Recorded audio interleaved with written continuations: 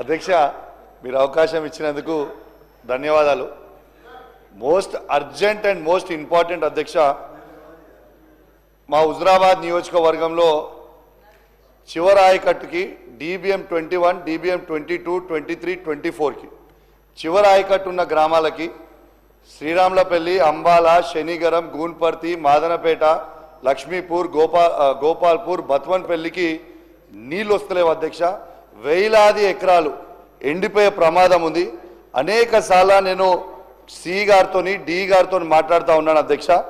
నీళ్లు ఇస్తామని చెప్తున్నారు, ఇస్తలేరు.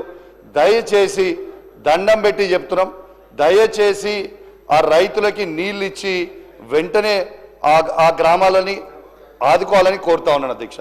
అదేవిధంగా 29 DBM 29Lలో కూడా చివరి ఆయకట్టు జమ్మికుంట మండలంలో ఉన్నది. వావిలాల, నగురం, నాగారం అడ్దికి ఉన్నాయి. మళ్ళీ ఇల్లంతకుంట మండలంలో బూజ్నూరు, సీతంపేట, పాతర్లపల్లి, మరువన్పల్లి, భోగంపాడికి నీళ్ళు అందుతలేవు అధ్యక్ష. దయచేసి రిక్వెస్ట్ చేస్తున్నాను అధ్యక్ష, వెంటనే ఆ రైతులకి నీళ్ళు అందియాలని రిక్వెస్ట్ చేస్తా ఉన్నాను అధ్యక్ష.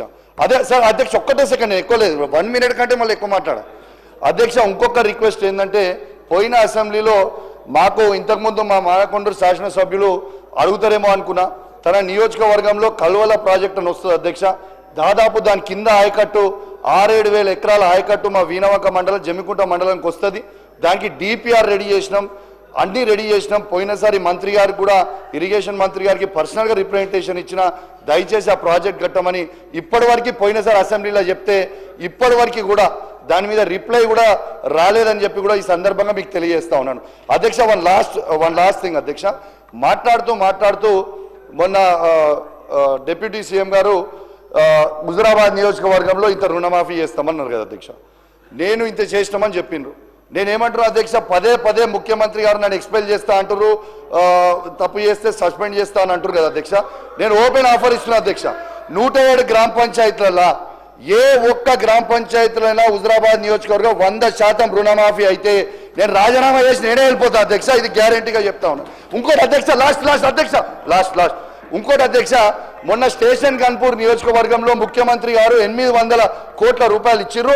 నా హుజురాబాద్ నియోజకవర్గానికి కూడా 1000 కోట్ల రూపాయలు ఇవ్వాలి. పక్కనున్న అనంకొండలో ఉన్న రాజేందర్ రెడ్డి గారికి, అటు పక్కనున్న కొండ సురేఖ గారికి, ఇటు పక్కనున్న పల్లరాజేశ్వర రెడ్డి గారికి, దాని పక్కన నేనున్న మా నియోజకవర్గాల్లో కూడా 1000 కోట్లు ఇవ్వాలి అధ్యక్ష. ఇది కాంగ్రెస్ పార్టీలో ఉన్న ప్రతి ఎమ్మెల్యే మనసులో ఉన్నది చెప్తున్నా, ఈ బీఆర్ఎస్ పార్టీలో ఉన్న ప్రతి ఎమ్మెల్యే మనసులో చెప్తున్నా. ప్రతి నియోజకవర్గానికి, ప్రత్యేకంగా నా నియోజకవర్గానికి కూడా 1000 కోట్లు ఇవ్వాలని దయచేసి నా చేతులు జోడించి మరి కోరుకుంటూ సెలవు తీసుకుంటా ఉన్నాను. థ్యాంక్ యూ అధ్యక్ష.